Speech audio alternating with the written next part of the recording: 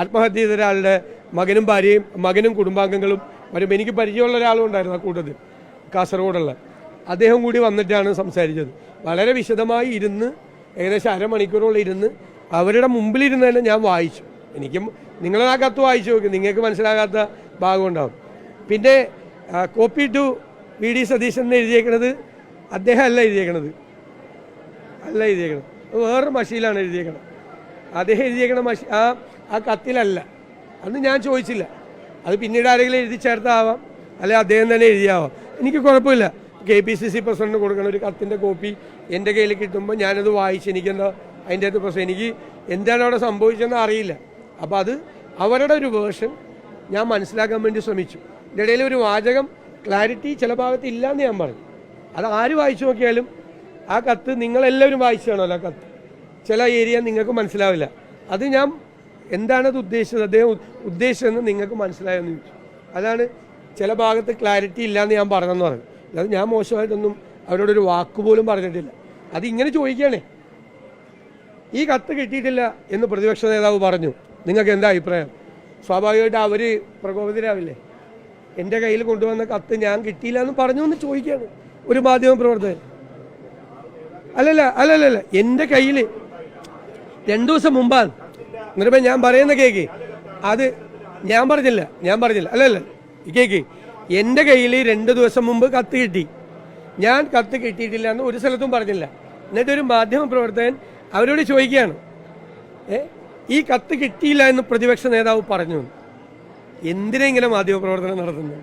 എന്നിട്ട് അവരെ പ്രകോപിച്ച് എനിക്കെതിരെ അവരെ കൊണ്ട് പറയിപ്പിക്കാൻ വേണ്ടിയിട്ടാ. നിങ്ങൾ കേട്ടു നോക്ക്, ഞാൻ എവിടെയെങ്കിലും പറഞ്ഞു നിങ്ങളോട് പറയാ കിട്ടിയിട്ടില്ല എന്ന്? ഞാൻ ഇപ്പം കിട്ടിയെന്നല്ലേ പറഞ്ഞത്. ആദ്യമായിട്ടാണ് നിങ്ങളിത് എന്നോട് ചോദിക്കുന്നത്. ഒരു കോൺഗ്രസ് നേതാവിനും പരാതി കൊടുത്തായിട്ട് എനിക്കറിയില്ല. എന്നോട് അവർ പറഞ്ഞത് KPCC പ്രസിഡന്റിന് ഒരു കത്തയച്ചു, അതിൻ്റെ ഒരു കോപ്പി സാറിന് തരുന്നുവെന്ന് 2 ദിവസം മുമ്പാണ്.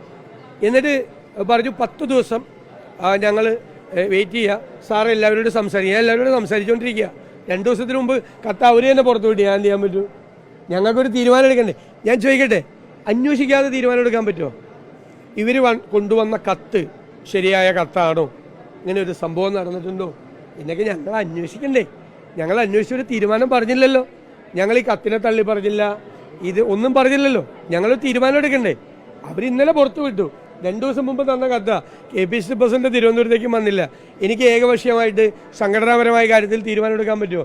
KPCC പ്രസിഡന്റും മുതിർന്ന നേതാക്കളും വന്നിട്ട് ആലോചിച്ചിട്ട് പറയാൻ പറ്റുള്ളൂ. അത് തന്നെയാണ് ഞാൻ അവരോട് പറഞ്ഞത്. അങ്ങനെയല്ലേ പറയാൻ പറ്റൂ? ഞാൻ പറഞ്ഞില്ല. അല്ലല്ല ഞാൻ പറഞ്ഞില്ല. ഞാൻ അതല്ല പറഞ്ഞത്. നിങ്ങൾ വായിച്ചു നോക്കുമ്പോൾ നമുക്ക് ക്ലിയർ ആയില്ല ചില ഭാഗം. ഞാനത് അവരോട് ചോദിച്ച് മനസ്സിലാക്കി. അങ്ങനെയല്ലേ ചെയ്യേണ്ടത്? എനിക്ക് മനസ്സിലാക്കാത്ത ഭാഗം മനസ്സിലാക്കിയെന്ന് ഞാൻ അഭിനയിക്കുകയാണ് വേണ്ടത്. നിങ്ങളൊന്ന് വായിച്ചു നോക്ക്, നിങ്ങൾക്ക് മനസ്സിലാകാത്ത ഭാഗം ആ കത്തിലുണ്ടാവും. അത് ചിലപ്പോൾ ആ വാചക ഘടന കൊണ്ടും എന്താണ് അദ്ദേഹം ഉദ്ദേശിച്ചതെന്നും മനസ്സിലാകാത്തതുകൊണ്ടാണ്. അതാണ് ഞാൻ പറഞ്ഞ ഒരു വ്യക്തത കുറവുണ്ട്. നിങ്ങൾ എന്താണ് അദ്ദേഹം ഉദ്ദേശിച്ചതെന്ന് അദ്ദേഹം മക്കളായിട്ട് സംസാരിച്ചാണല്ലോ. ഞാൻ അവരോട് ചോദിച്ച് മനസ്സിലാക്കി. അതല്ലേ ചെയ്യേണ്ടത്. ഇല്ലാതെ ഇത് മേടിച്ചു വെച്ചിട്ട് അത് വായിച്ചു നോക്കാതെ ശരി എന്ന് പറഞ്ഞ് അയക്കുകയല്ല ചെയ്തത്. അവരുടെ മുമ്പിലിരുന്ന് ആദ്യത്തെ വാചകം മുതൽ അവസാനത്തെ വാചകം വരെ ഞാൻ വായിച്ചു നോക്കി. അല്ലേ മര്യാദ?